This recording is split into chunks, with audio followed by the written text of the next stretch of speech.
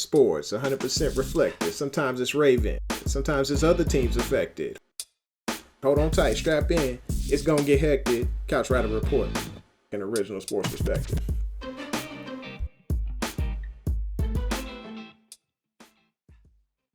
Hey, welcome back to the home of original sports perspective from our couch to yours. This is your host, the Couch Rider Raven, Jermaine Lockett. Oh, you know what? I'm going by Alfie from now on because today somebody got so lazy and messed the name up.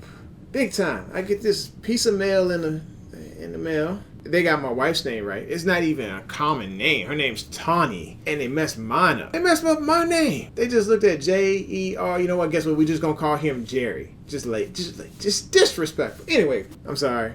And if it's your first time here, you know what? I'm sorry. I'm cutting up in front of you. But welcome. Go ahead and hit that like button, hit that subscribe button, and smack that bell so you know when it's going down. I appreciate y'all coming through. Today, let's talk about the Ravens. As usual, let's get it in. Training camp, first day.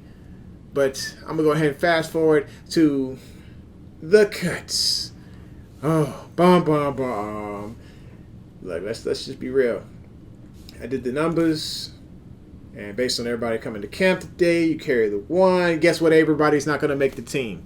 And so I have 10 people that are just not going to make the cut. And they might be like, oh, some real shockers there.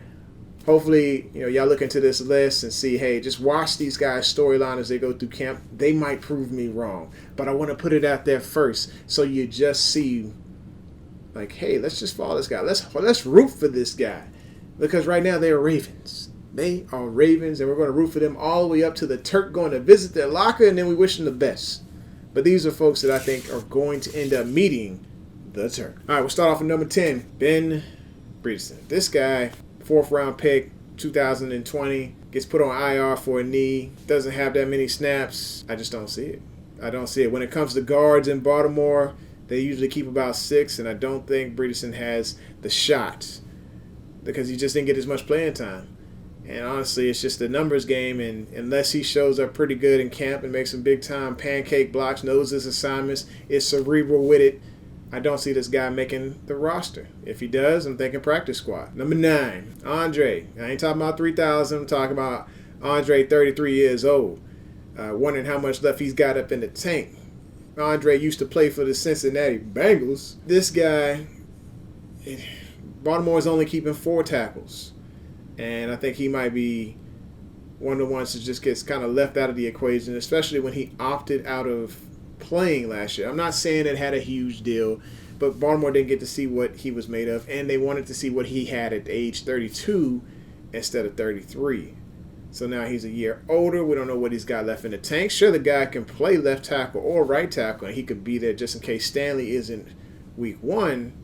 But if Stanley's healthy, then Andre's got to go. Let's just be honest.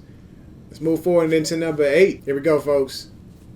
It's like the movie Highlander. There can only be one. When it comes to Baltimore, there can only be one fullback. Unless this guy completely balls out at tight end and makes the team, whether through blocking or making great catches, doing what he needs to do. I don't see Baltimore picking up 2 fullbacks and keeping them on the roster throughout the year. But I also didn't see them carrying 4 running backs, and they did that last year. But still, what I'm looking at right now is that Pat Ricard is such an amazing player. And Ben Mason is an addition to that party. I mean, it keeps the party going just in case Pat Ricard outplays his contract, which pretty much he has, and Baltimore wants to keep these players on their first-year deals and let the other ones graduate, as Bucky says. I think Ben Mason will be a good candidate for the practice squad, but not necessarily for the active roster in 2021. So your number 8 is Ben Mason. Sorry, folks. It is what it is. Everybody can't make it. He might have to sit back and see if there's some injuries or something along those lines, but I don't see him on the final roster, the final 53 for the Baltimore Ravens. Sometimes you just got to rip the Band-Aid off. You got to rip the Band-Aid off, and here we are at number 7. I was going to wait till all the way to number 1, but you know what? We got to do it.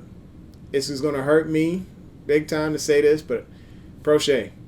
James Prochet, I'm sorry. But I just don't think there's enough room on the roster. Baltimore can't walk into the regular season with 7 wide receivers when this is not a dominant run game. Let's just be honest. It is what it is. Yes, they're going to open up the passing game a bit, but not enough for 7 wide receivers when the ground game is the bread and butter. That's how John Harbaugh kept his job, through using Lamar to his strengths, and at the same time focusing on a good ground game and having a solid defense. That's what won him the championship in 2012. That's what's going to help him get further along the line this time. Just, hey, sticking to what you know. And it's not 7 wide receivers. I'm sorry, James. I love you, bro. I love everything you brought to the team. I looked at the college tape over and over again. I am excited to see what you got to bring to the table, but there's just it's a numbers game. Once again, there's too many wide receivers sitting there on top of you, and it's too big of a camp battle. So it's out of you and Boykin, and I'm thinking they're going to keep Boykin. I'm sorry, bro. Wish you the best, but you are my number 7 on this list. Let's move on to number 6. Number 6. Here's a guy, I could be completely wrong about this. When they signed him to a 1-year deal, he said he played 79% of the special team snaps in 2020.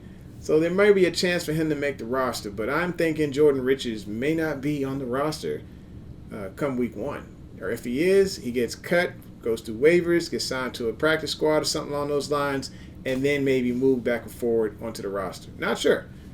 But I am thinking Jordan Richards may be one of those cut candidates that gets that visit from the Turk unexpectedly, and everybody's like, what just happened here?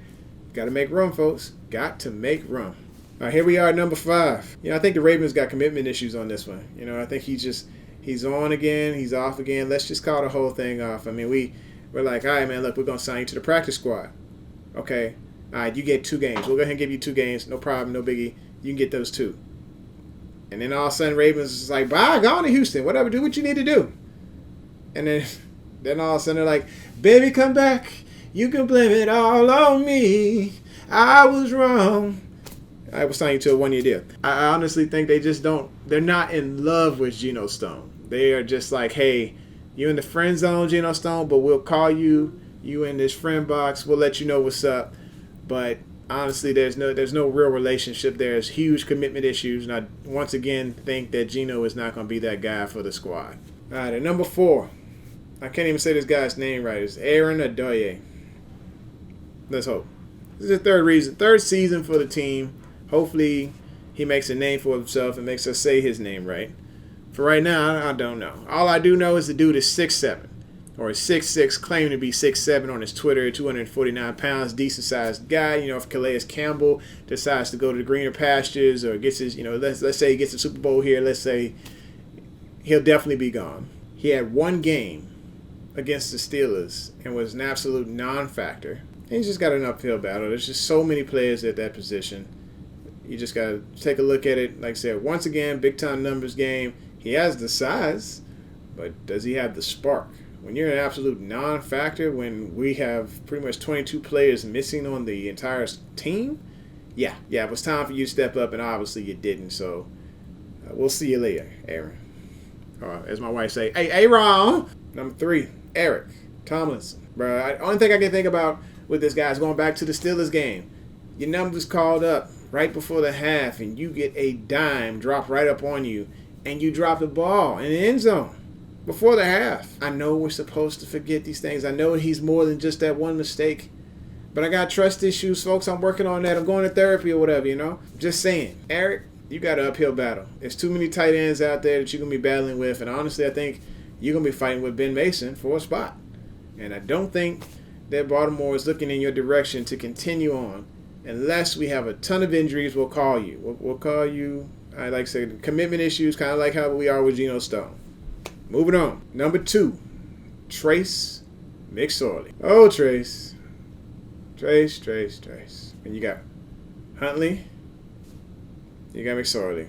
It's a decision to make. One moves just as fast as Lamar. One attempts to and tears his ACL. Trace might have a decent arm, but I think Huntley has a stronger arm. He's able to get that ball downfield, but he moves just as fast as Lamar. He's got to work on some accuracy issues.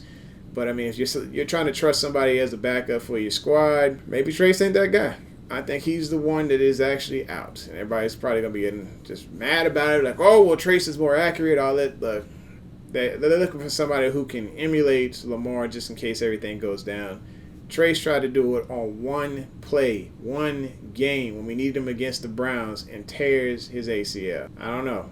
Maybe it was the field. Maybe it was just bad luck, bad footing, everything. If Lamar didn't come back from his poop, it would have been a wrap. And we was relying on Trace. I think Trace is definitely out in this picture.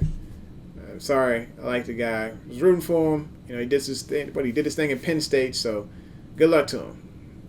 And you're number one. It's not like this game-changing type of cut. But, when you broke into more vehicles, then you have tackles in 2020, then there's your sign. I'm talking about Broderick Washington. He was arrested for breaking into a vehicle or breaking into 5 vehicles or vandalizing 5 vehicles and looking at all. Yeah, basically, dude was into some mess. But basically, he broke into more vehicles than he had tackles in 2020. 2 tackles, 5 vehicles. Looks like he's going to change his profession. I had to call it like it is. Call a spade a spade. When, how Baltimore is. They like their high-quality, high-character guys. And if you ain't got good character, more than likely you're not going to stick around the squad for too much longer. They're going to take that into consideration, the breaking and entering, or vandalism, burglary, or whatever it is that he was charged with. And they're going to look at his performance on the field. And if he doesn't bring it this year during the offseason or during training camp, it's curtains. It's just plain and simple. It's curtains. There's no personal side to it. It's just simply a business. And Baltimore wants high quality, high character players. There it is, folks. There it is. I'm gonna go ahead and let you know what Baltimore normally keeps at each position. So they usually keep, outside the last couple of years, 2 quarterbacks, 3 running backs, 1 fullback. We'll see 3 tight ends, 6 wide receivers, 4 tackles, 6 guards, and a partridge in a pear tree. No, I'm kidding. 2 strong safeties, 2 free safeties. As far as the Mike and the Will linebackers, they keep 4 of those. Defensive ends, they keep about 3 of those. Cornerbacks, 6. Outside linebackers, 4. Nose tackles, defensive tackles, 4. And then special teams is 3. If you're doing the math on that, I think it came out to about 54. So I may be 1 number off somewhere around those lines. But that's just to keep in mind, help you keep in mind what Baltimore normally keeps per position. So that should help you when you try to figure out how the depth chart is going to look or how the final roster is going to look. This is the home of Original Sports Perspective. From our couch to yours. Thanks for tuning in. Make sure you hit that like button. Smack that bell. Hit subscribe so you know when it's going down, baby. Y'all take care. Peace.